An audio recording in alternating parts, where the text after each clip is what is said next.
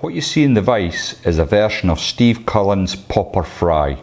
Steve showed me this some years ago but swore me to secrecy, but he's already done a video on it himself, so I'm going to stick a link up to that video in the bar above there if you want to check out Steve's version. He's tied a version that's competition legal.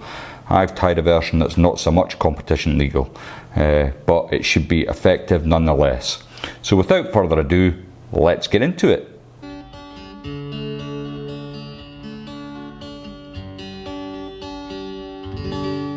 So in the vise is a Hanak H 970 barbless hook. This one's at size 10.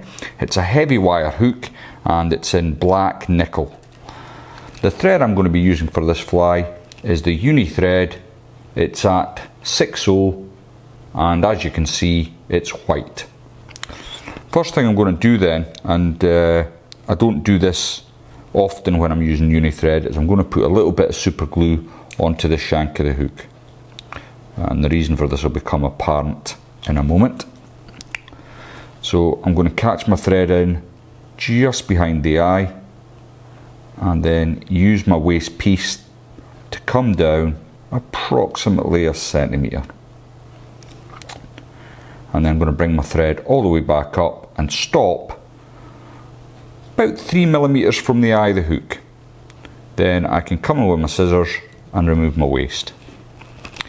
Now I've already cut a foam cylinder. I'm using one of the Uphaven foam cutters. This is the 9mm one, quite big, but I've got quite a big hook here. And the foam that I've cut is from the silver, HD silver foam block. And what I'm going to do is take my scissors and I'm going to cut at an angle. I'll try and do this on the camera so you can see, slightly past halfway, and then I've just got a 45-degree angle cut there like so. Next thing I'm going to do is just remove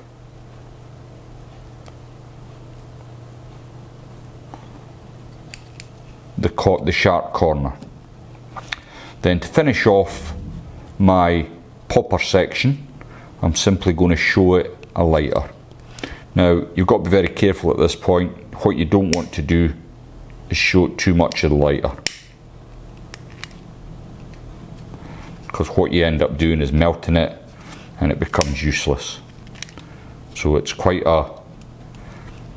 takes a bit of practice getting this bit right, but once you've done that, you've got a nice big popper there. So the key to this is putting the popper foam on the right way. Now you would think it would sit like that, but that's not the case. What you want to do is have it back onto the shank so that the 45-degree angles coming down towards the bend of the hook. And then you can bring your thread up, catch that in, just loose turns at first, and then you can come all the way along the shank,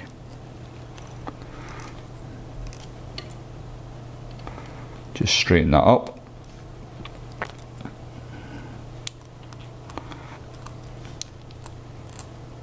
and then just tidy up any foam. Now what I don't want to do is clamp it down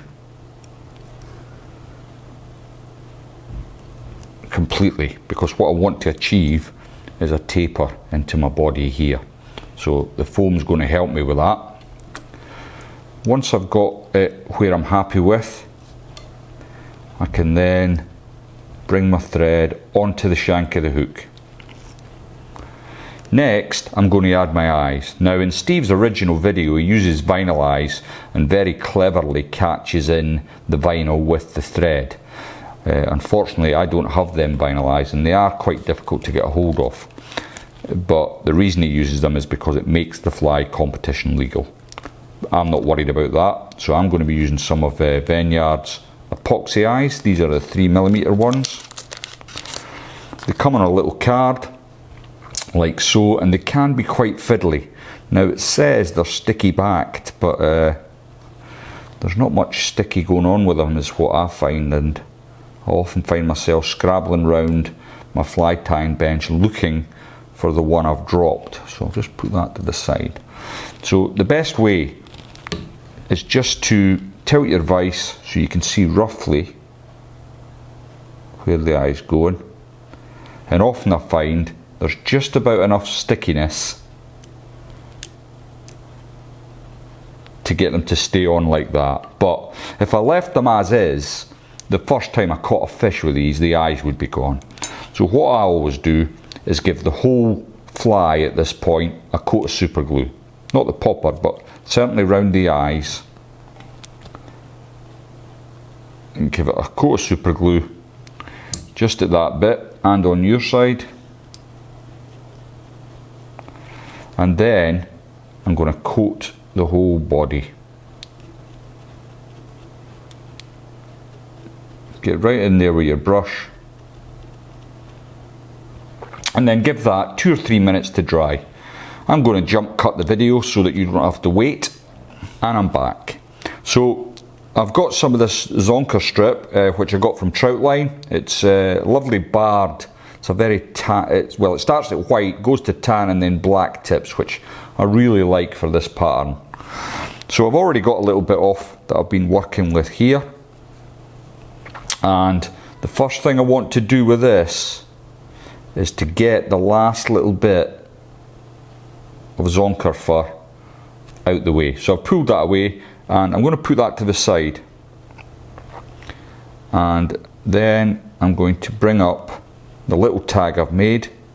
So the Zonker fur is now down, and I'm going to lay it on just where my foam ends. Then I can bring that tag, bring my thread all the way back to just by where the hook shank would, the barb on a normal hook would be. So I've brought that out the way. Got fibres all over the place here. Then I'm going to add my body material in next, and what I'm going to be using is some of this stuff. Now, I don't think you can get this anymore. This came from a shop called The Big Reel, which no longer exists, but it's basically a Straggle Fritz, and this one's brown with some gold flecks coming through it. It just works really well with this particular pattern. So I'm going to catch that in, just there. I think Steve uses an olive in his video, but if you check it out, you'll be able to see. So I've cut my Straggle Fritz in, and I'm going to bring that in touch and turns. Just use your fingers to sweep back the straggle as you come.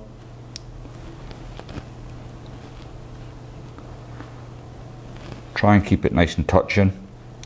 Now the super glue, I did give it a couple of minutes, but I can still feel it is tacky, if you like, which is going to help me out, because it means that my Straggle Fritz here will adhere to this body a bit better.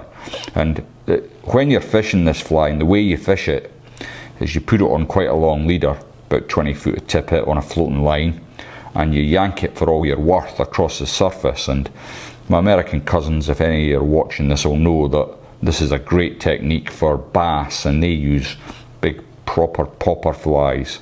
When I was out, I have fished out in the States, and it's great fun when you get the big bow wave behind your popper.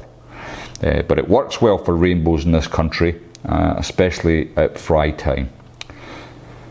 So I've brought my Straggle Fritz all the way to the back, and what I want to do now is just catch the end in with a couple of turns, and then a couple of turns in front of your material before coming in with your scissors and snipping that away. Okie doke. So we've got our Zonker strip now. What I want to do with this is bring it over the top, and what I'm looking for, and I don't know if you can see, is the natural gap where it's going to come in line with my thread. If I poke my bodkin needle there, you might see it a little bit better. And I want to separate that out. Leave yourself a little bit of wiggle room. Then bring your thread over and catch that in. 2 turns should do it, and then pull it back and 2 or 3 turns in front. Then you can come in with your scissors and just remove your waste piece. Now that is probably enough to get another fly out, so just stick that to the side. And just pull out any loose fibres that might be in place there. You don't need them. Then finish that up like so. Now what Steve does in his video is he uses the little bit that he's taken off his Zonker strip to dub in around the popper section, but I'm going to add a little bit more bling to my fly, and I'm going to be using some of this stuff. Now it's from a shop called Country Life, sadly gone now, used to be in Edinburgh, but the dubbing is called Prism SLF Dub if you absolutely have to do it how I'm showing you, but I'm a great believer that you can substitute any dubbing for this. But I just find this is, again, it just works well with this pattern. It's got a lot of UV in it and stuff. So I'm just simply going to catch that in as you would any normal dubbing. A little looser maybe, because what I want to do once I've wrapped it is be able to pull it out with my dubbing brush. So I'll just slick everything back there and get a few turns. When I get to the point where I've got just a little bit of dubbing left on the thread, I'm going to just tighten that up a bit, and I'm going to bring it to the front of the hook. Get 2 turns in there, which is perfect. Then to finish this off, I'm going to add a little bit of resin.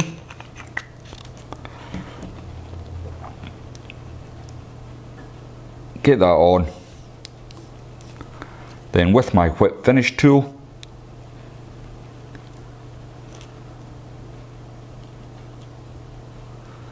come in and finish off.